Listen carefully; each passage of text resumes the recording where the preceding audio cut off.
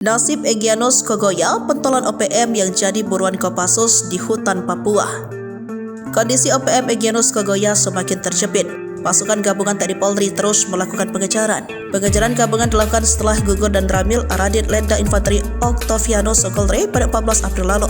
Hingga saat ini Egyanus Kogoya bersama anak buahnya diperkirakan berpindah-pindah posisi untuk menghindari sergapan pasukan TNI Polri. Meski sudah dibantah TNI, jubir Tentara Pembebasan Nasional Papua Barat OPM Sebi Sambo mengatakan sejak Minggu 14 April 2024 mobilisasi pasukan.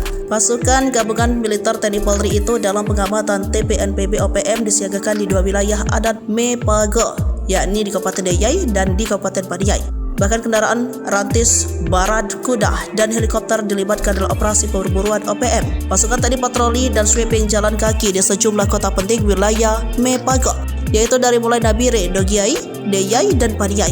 Dilansir dari Tribun Papua, Panglima Komando Gabungan Wilayah Pertahanan 3 Letjen TNI Richard T.H. Tampu-Bolon pada Senin 6 Mei 2024 menegaskan OPM tidak boleh dibiarkan, sebab OPM tidak hanya menembaki aparat keamanan dan masyarakat sipil. Menurut Richard, OPM juga merusak fasilitas umum dan rumah warga. Karena itu OPM yang bikin ulah di Intan Jaya 1 Mei lalu terus dikejar Satuan Tugas Nangkala Kopassus dan Satgas Blukar Brimob